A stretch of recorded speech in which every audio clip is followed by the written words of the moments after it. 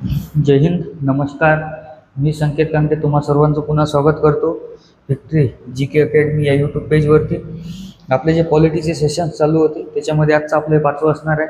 आणि हे 5वं सेशन हे कशावरती असणार आहे, तर आपण आता संविधानाच्या मूळ भागावरती म्हणजेच अनुसूच्या असतील किंवा कलमं असतील याच्याकडे जाणार आहोत. आता गेल्या 4 लेक्चर्समध्ये आपण जे बेसिक स्ट्रक्चर आहे हे बघितलं. त्याच्यामध्ये प्रस्तावना असेल किंवा संविधान सभेची निर्मिती असेल किंवा संविधान ही संकल्पना 1934मध्ये एम.एन. रॉय यांनी कशी मांडली ते असेल किंवा 1935मध्ये INCने त्याची मागणी कशा प्रकारे केली हे आपण बघितलेलं आहे.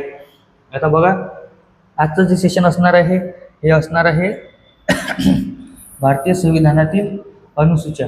तर बघा, अनुसूची म्हणजे काय, तर अनुसूची जर बघायचं झालं तर याचं एक ऐतिहासिक पार्श्वभूमी आपल्याला बघावी लागेल. तर बघा, मूळ संविधान जे आहे आपलं जे 1949ला तयार झालेलं होतं, तर बघा 26 नोव्हेंबर 1949 रोजी स्वीकारलेल्या मूळ संविधानात 8 अनुसूच्या, 395 कलमे आणि 22 भाग होते. ही संकल्पना भारत सरकार कायदा म्हणजेच गव्हर्नमेंट ऑफ इंडिया ॲक्ट 1935 मधून घेतलेली आहे. ज्यात किती अनुसूच्या होत्या, 10 अनुसूच्या होत्या. बघा, आता सध्याची स्थिती काय आहे 2026मध्ये, तर बघा 4 घटना दुरुस्त्यांद्वारे एकूण किती 12 अनुसूच्या ज्या आहेत ह्या करण्यात आल्यास, म्हणजे ज्या पहिले 8 होत्या त्याच्यामध्ये आपल्या काय झालं, 4 घटना दुरुस्त्या झाल्या म्हणजेच कॉन्स्टिट्युशनल अमेंडमेंट झाल्या आणि काय झाल्या, 4 अनुसूच्या ज्या आहेत ह्या वाढल्या. बघा, पहिली घटना दुरुस्ती कधी झाली, तर पहिली घटना दुरुस्ती 1951ला झाली. त्यानंतर 52वी घटना दुरुस्ती 1985ला आणि 73वी घटना दुरुस्ती 1992 आणि 74वी घटना दुरुस्ती 1992. तर बघा, ह्या ज्या घटना दुरुस्त्या आहेत या ज्या 4 घटना दुरुस्त्या झाल्या याने भारतीय संविधानामध्ये काय झालं, नवीन 4 अनुसूच्या ज्या आहेत ह्या ॲड झाल्या. तर बघा, हा पार्ट आपल्याला काय करायचा आहे, हा सर्वात शेवटी घ्यायचा आहे. हे जे शॉर्ट टिक आहेत ते बघा. अनुसूची 1 ते 3 हे काय सांगतं आपल्याला, तर बघा अनुसूची 1 राज्यक्षेत्रे सांगते, अनुसूची 2 जी आहे हे वेतन सांगते आणि अनुसूची 3 काय सांगते, क्षमता सांगते. बघा, पहिली अनुसूची काय आहे, 28 राज्ये आणि 8 केंद्रशासित प्रदेशांची नावे व त्यांचे सीमांचे क्षेत्र जे आहे हे आपल्याला सांगत असते. तर बघा, आता याच्यामध्ये तुम्हाला लक्षात ठेवायची गोष्ट कुठली आहे, तर कलम 3 अंतर्गत सीमा बदल हा कलम 368 नुसार घटना दुरुस्ती मानल्या जात नाही. म्हणजे सीमा बदल कसा, तर बघायचं झालं तर नवीन राज्याची निर्मिती असेल, जसं की आपल्याला माहिती आहे की आंध्र प्रदेशमधून तेलंगणा असेल किंवा तशाच प्रकारे बिहारमधून झारखंड असेल, असे जे वेगवेगळे राज्य बनलेले आहेत यांची जी हे बनवले गेलेले आहेत हे घटना दुरुस्ती काय होते, घटना दुरुस्ती मानल्या जात नाही. तर नंतर बघा, आता जी पहिली अनुसूची आपल्याला काय सांगतं, राज्यांचे नावे सांगते व त्यांचे सीमा क्षेत्र सांगते. आता हे जर सांगण्यात आले नसते तर याच्यामध्ये काय झालेलं असतं माहिती आहे का, सर्वात प्रथम ज्यावेळेस महाराष्ट्र आणि गुजरातची निर्मिती होणार होती त्यावेळेस मुंबईसाठी जे आहे हे खूप भांडणं झालेले आपल्याला बघायला मिळतात. कारण की मुंबई एक असा पार्ट आहे पूर्ण भारताचा की ज्याच्यामध्ये जे आहे एक नॅचरल पोर्ट जे आहे हे निर्माण झालेलं आहे. त्या मुंबईला काय झालेलं आहे, एक मोठा इंडस्ट्रीयल एरिया म्हणा आणि बाहेरील देशांसोबत जे आहे व्यापार करण्यासाठी एक कोस्टल लाईन जी आहे ही प्रोव्हाइड झालेली आहे. आणि तिथं असलेलं महात्मा गांधी बंदर जे आहे हे काय आहे, एक नॅचरली तयार झालेलं जे आहे एक पोर्ट आहे. की जर बघायचं झालं तर बाकीचे पोर्ट कसे असतात, तर बघा एक भूगोलाचा पार्ट आहे तो, पण बघून घ्या जे पोर्ट आपण बघतो हे जर ही जर समुद्र सपाटी असेल किंवा ही जर वॉटर लेवल असेल समुद्राची आणि हे खाली जमीन असेल तर काय होतं, बाकीचे पोर्ट बनवता वेळी आपल्याला इथं जे आहे ते खोदावं लागतं आणि काय करावं लागतं, इथं काय करावं लागतं, इथं खोदावं लागतं आणि इथं जो आहे एक अशा प्रकारे असा जो ह्या गड्डा बनवावा लागतो. तो गड्डा कशासाठी असतो माहिती आहे का तुम्हाला? त्या पोर्टजवळ तेवढं जे खोदून ठेवलेलं असतं त्याच्यामुळे काय होतं, जे मोठमोठे जहाजं असतात, मोठमोठे शिप्स असतात, ते काय होतात त्या पोर्टवरती येऊ शकतात. नाहीतर काय होतं, त्यांचं जे पाण्यातील भाग असतो, त्यांचा जो खालचा भाग असतो हा काय होतो, हा त्या समुद्राच्या रेतीवरती म्हणा किंवा त्या सरफेस लेवलवरती काय होतो, हा घासत असतो. त्याच्यामुळे काय होतं, पोर्ट निर्मिती करणं हे काही एक सोपी गोष्ट नाही आहे. आणि मुंबईमध्ये काय झालेलं आहे, हे अशा प्रकारची संरचना जी आहे ही नॅचरली तयार झालेली आहे. त्याच्यामुळे मुंबईसाठी जे आहे खूप मोठे भांडणं झालेले आपल्याला बघायला मिळतात. आता बघा दुसरी अनुसूची काय सांगतो, राष्ट्रपती, राज्यपाल, लोकसभा राज्यसभा अध्यक्ष, उपाध्यक्ष, सर्वोच्च न्यायालयाचे न्यायाधीश आणि CAG यांचे वेतन व भत्ते. दुसरी अनुसूची जेही काही भारतातील मोठे पदाधिकारी असतील त्यांचे वेतन व भत्ते जे आहे हे सांगत असते. आता याला अपवाद काय आहे, मंत्री व खासदारांचे वेतन संसदेच्या कायद्याने ठरवले जाते. हे कुठं येतं, दुसऱ्या अनुसूचित येत नाही. म्हणजेच काय, जे PM आणि त्यांचं जे मंत्रिमंडळ आहे याचे वेतन व भत्ते जे आहे हे दुसऱ्या अनुसूचीमध्ये दिलेले नाहीत. हे कशावरून ठरवले जाते, हे दुसऱ्या जे कलम आपल्याला बघायला मिळेल 348 आहेत त्याच्यानुसार ठरवल्या जाते.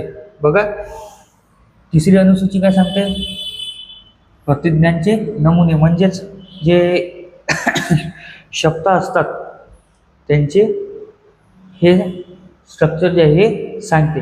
आता हे जर यांचे स्ट्रक्चर दिलेले नसते तर आता जर बघायचं झालं तर शब्द म्हणजे कशा, ज्यांनी बाहुबली पिक्चर बघितलेला आहे त्यांना माहीत आहे, मैं अमरेंद्र बाहुबली, ते जे शपथ आहे हे कशामध्ये सांगण्यात येते, हे याच्यामध्ये सांगण्यात येते. आता यालाच एक अपवाद आपल्याला आपल्या महाराष्ट्रामध्येच झालेला बघायला मिळेल. ज्यावेळेस BJP आणि शिवसेनेचं जे आहे हे गठबंधित सरकार आलं होतं त्यावेळेस यांनी यांच्या पार्ट्यांचे अध्यक्ष जे आहेत यांना धरून शपथा घेतल्या होत्या. पण त्या शपथा ज्या आहेत त्या सरकारने मान्य न करता सर्वोच्च न्यायालयाने वॉर्निंग देऊन काय केलं, यांना डबल शपथा घ्यायला लावल्या. म्हणजे काय होतं, जे बेसिक स्ट्रक्चर दिलेलं आहे शपथा घ्यायचं त्याचनुसार तुम्हाला काय या शपथा घ्याव्या लागतात.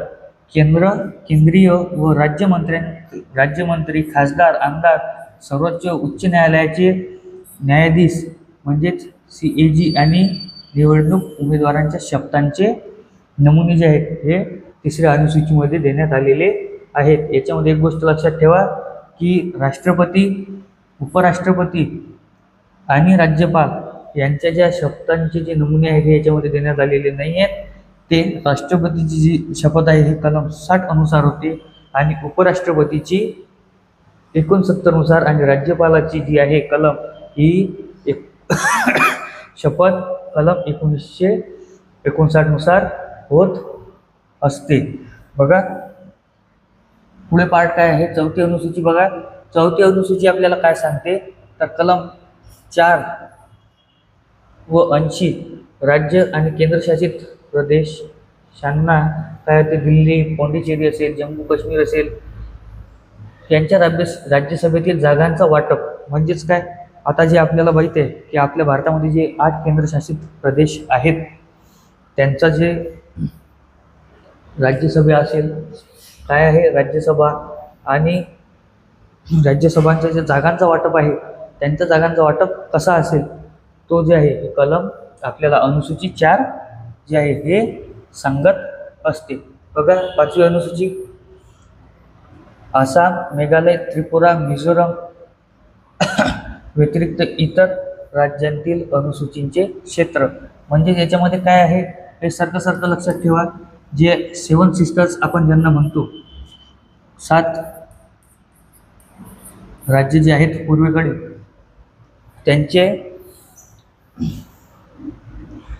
त्यांच्यामध्ये राज्यातील अनुसूचित क्षेत्रे आणि जमातींचे प्रशासन. म्हणजे काय होतं की ज्या अनुसूचित जाती व जमाती आहेत कुठल्या पूर्वोत्तर भागातील जे 7 राज्य आहेत त्यातील फक्त त्यातील जे आहेत त्यांचे जे आहेत एक प्रशासनाचे बेसिक स्ट्रक्चर सांगते. त्याच्यामध्ये जे तिथं राहणारे बोडो, नागा आणि जे बाकी सर्व जे जाती व जमाती आहेत त्यांचं जे आहे हे राहण्याचं स्ट्रक्चर वेगळं असेल, त्यांचं सोशल स्ट्रक्चर जे आहे हे बाकी भारतापेक्षा कसं आहे वेगळं आहे. त्यांच्यासाठी जे आहे ही एक विशेष तरतूद जी आहे करण्यात आलेली आहे. आणि काय आहे TAC ची स्थापना काय असते त्या राज्यांमध्ये अनिवार्य असते. म्हणजेच काय ट्राईब्स ॲडवायझरी काउन्सिल जे आहे ही त्या राज्यांमध्ये जे आहे हे स्थापन केले जाते. त्या राज्यामध्ये असलेल्या जे प्रत्येक ट्राईब्स आहेत त्याच्यामधील एक जो आहे एक मुख्य नेता निवडला जातो आणि त्यांचे कायदे जे आहेत ते तयार करण्यात येतात. आता 6वी अनुसूची काय सांगते तर बघा 6वी अनुसूची सांगते ईशान्य भारतातील 4 राज्यांमधील आदिवासी भागांचे स्वायत्त प्रशासन. त्याच्यामध्ये फक्त 4 राज्य आहेत ते म्हणजे कुठले आसाम, मेघालय, त्रिपुरा आणि मिझोरम. एक तुम्ही कशा लक्षात ठेवू शकता ATMM हे असे लक्षात ठेवू शकता. बघा याच्यामध्ये महत्त्वाची गोष्ट लक्षात ठेवा 6वी अनुसूचीतील स्वायत्त जिल्हा परिषदेना कायद्यांविषयक कार्यकारी व न्यायपालिका अधिकारी असतात. म्हणजेच तिथल्या त्या भागातील जो प्रशासकीय अधिकारी असेल, जो शासनाने नेमून दिलेला अधिकारी असेल त्या भागातला, त्यालाच हे सर्व जे आहे कार्य बघावे लागत असतात. बघा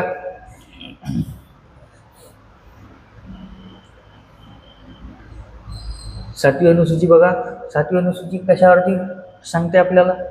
7व्या अनुसूचीमध्ये बघा एक संघसूची असेल, राज्यसूची असेल आणि एक संवर्ती सूची असेल. आता ह्या सूच्या काय आहेत तर बघा जी संघसूची आहे म्हणजेच बघा संघसूची संघ, राज्य आणि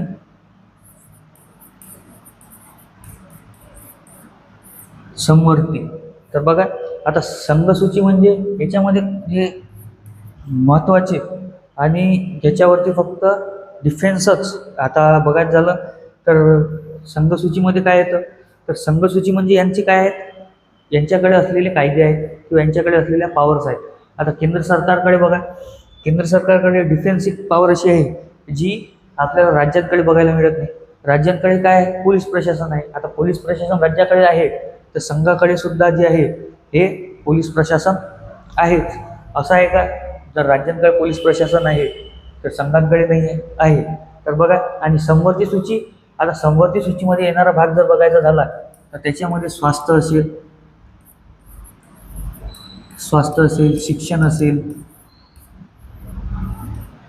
शिक्षण असेल अशा प्रकारचे पार्ट जे आहेत याच्यामध्ये येत असतात. आता संवर्ती सूचीमध्ये जो आहे अजून एक पार्ट जो आहे हा येत असतो तो म्हणजे काय तो म्हणजे आपल्याला बघायला मिळेल लोकसंख्या निराकरण.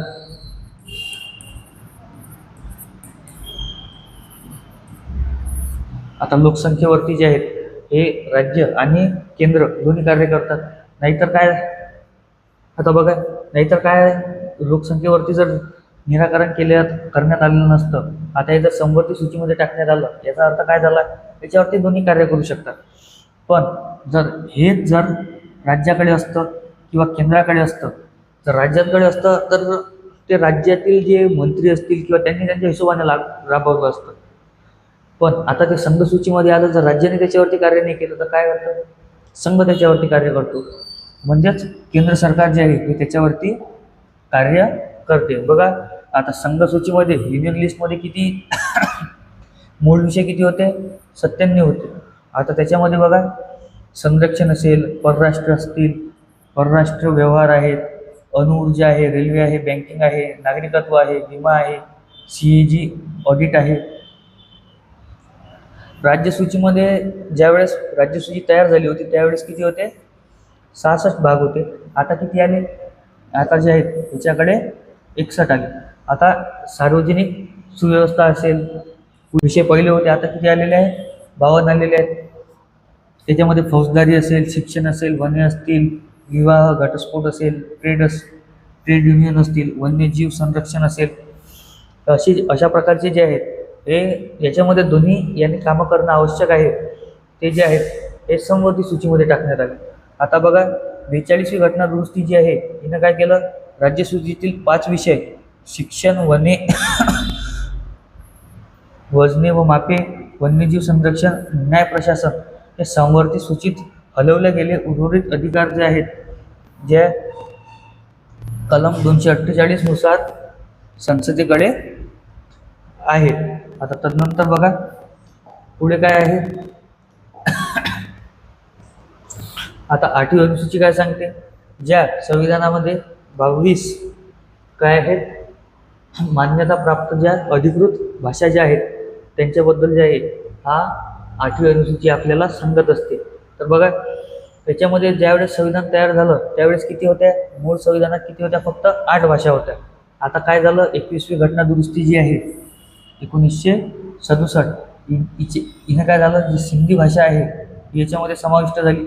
71वी घटना दुरुस्ती 1992 याच्यामध्ये काय झालं? कोकणी, मणिपुरी आणि नेपाली भाषा जी आहे याच्यामध्ये समाविष्ट करण्यात आली. आणि 92वी घटना दुरुस्ती 2003 ने बोडो, डोंगरी, मैथिली आणि संताली जी आहे ही भाषा ॲड करण्यात आली. बघा इंग्रजी, राजस्थानी आणि भोजपुरी भाषांचा 8व्या अनुसूचीमध्ये समावेश नाही. तसेच अभिजात भाषा, क्लासिकल लँग्वेज ज्या आहेत 6 भाषा यांचा दर्जा सांस्कृतिक मंत्रालयाकडून दिला जातो. 8व्या अनुसूचीची त्याचा जो आहे थेट संबंध येत नाही. आता याच्यामध्ये जे सांगितलेलं आहे हे इंग्रजी, राजस्थानी आणि भोजपुरी. आता बघा इंग्रजी जी आहे अधिकृत भाषा असली तरी हिला जो आहे हा मान्यताप्राप्त भाषेचा दर्जा नाही आहे. आता त्याच्यामध्ये राजस्थानी जी आहे ही सुद्धा एक भाषा आहे. राजस्थानमध्ये याच्यावरती जे आहे खूप सारे प्रोटेस्ट आपल्याला होताना बघत दरवर्षी काही ना काही या राजस्थानी भाषा या 8व्या अनुसूचीमध्ये यावी त्यासाठी जे आहे खूप सारे प्रोटेस्ट जे आहे ते राजस्थानमध्ये चालू असतात. आणि जी भोजपुरी भाषा आहे ही काय झालेलं आहे माहीत आहे का? भोजपुरी भाषा जी आहे हे बिहारी, झारखंडची भाषा आणि या 2-3 भाषा मिळून काय झालेली आहे ही मिक्स भाषा झालेली आहे. हिचा जो आहे हा कुठलाही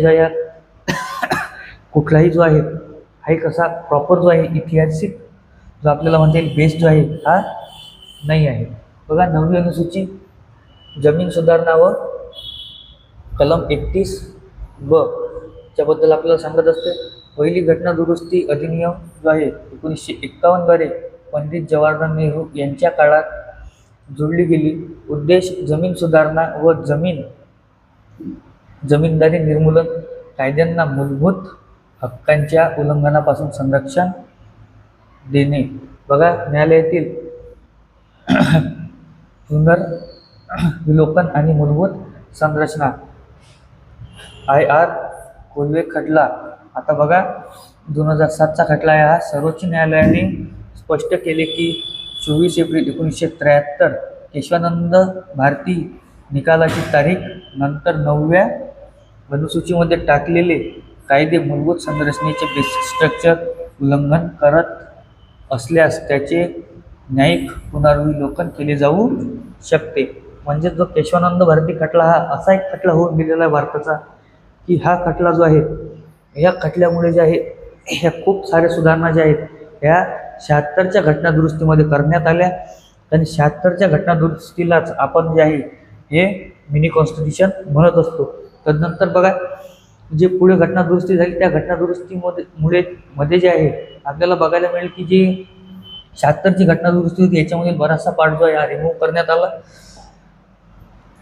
पण केशवानंद भारती खटला जो आहे हा आजही भारतीय राज्यव्यवस्थेला जो आहे हा एक मोठं चॅलेंज जे आहे हे झालेलं आहे. बघा 10वी अनुसूची पक्षांतर बंदी कायदा. आता हाय काय सांगता आपल्याला बघा. राजकीय पक्षांतर बंदी थांबवण्यासाठी कलम 102 व कलम 191 जोडले गेले. अपात्रतेचे अधिकार बघा. स्वेच्छेने पक्षाचा राजीनामा देणे, पक्षाच्या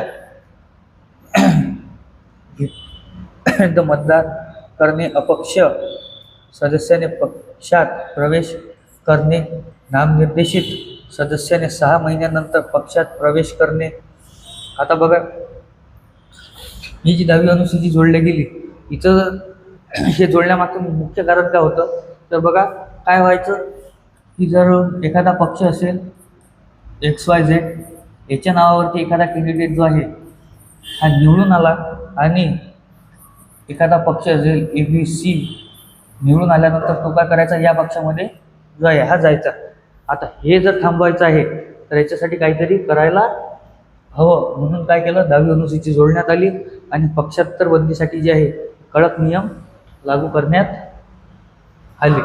बघा 11वी व 12वी अनुसूची बघा. 11वी अनुसूची काय सांगते, पंचायती राज. मग 73वी घटना दुरुस्ती 1992 ने कलम 246G ग्रामीण भागातील पंचायतीचे अधिकार, सत्ता आणि जबाबदाऱ्या स्पष्ट करते. यामध्ये 29 कार्यकारी विषय आहेत. उदाहरणार्थ शेती, ग्रामीण, गृहनिर्माण, रस्ते, पिण्याचे पाणी, गरिबी निर्मूलन असेल आणि मार्गदर्शक तत्वातील कलम 40चे व्यावहारिक रूप. आता बघायचं झालं तर याच्यामध्ये मुख्यतः हे जे आहे हे पंचायती राज हे कोणाचं स्वप्न होतं, हे गांधी यांचं जे आहे हे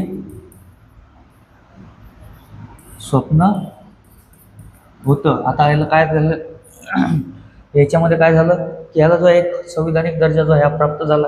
आता काय झालं, 12वी अनुसूची काय सांगते आपल्याला बघा. नगरपालिका 73वी घटना दुरुस्ती 1992 कलम 243W शहरी स्थानिक संस्थांचे नगरपालिका, महानगरपालिका अधिकार आणि कार्य स्पष्ट करते.